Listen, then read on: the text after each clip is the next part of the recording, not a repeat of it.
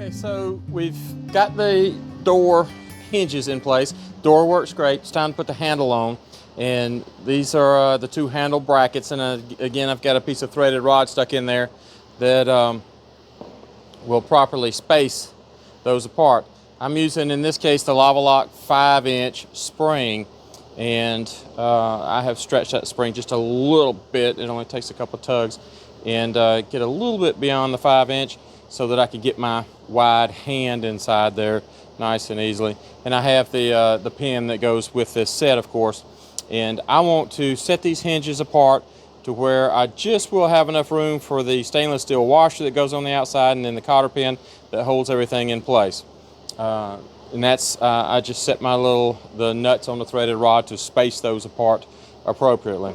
So I line them up just right, and I like to come about 1 inch above that door band, and that's about there, and I'm looking straight down, and I'm lining these up with the center marks. I've measured here and I've measured there. In this case, it happens to be 4 5/8. Double check that on either side.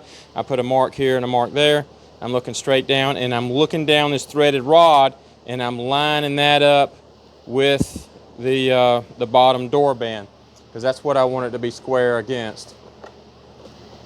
And I'll just tack that in place. Double check it, it looks good.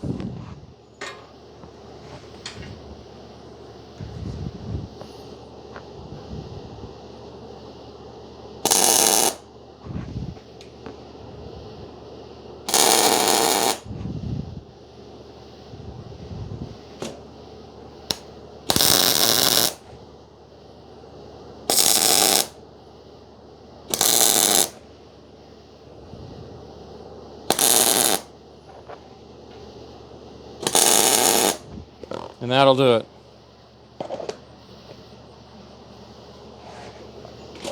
So we can pull. And these I tightened down pretty good because the weight of the threaded rod wants to pull those over, so I snugged them down very nicely.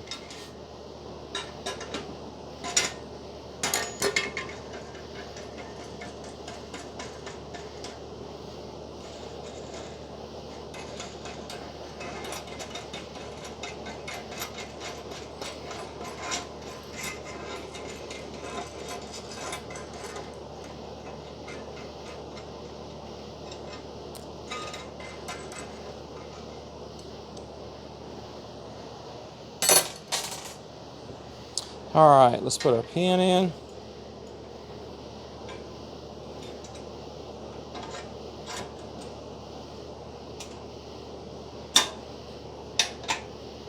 Nice, I like that. It's very nice. And there's just enough room for that washer and that cotter pin.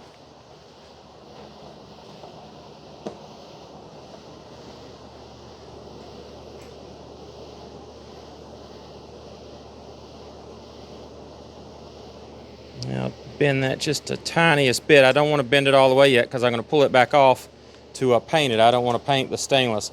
But that looks, that works very, very nice. So we'll pull this back up.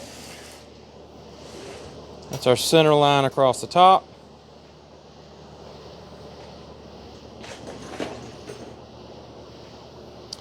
And that works nice. I like that.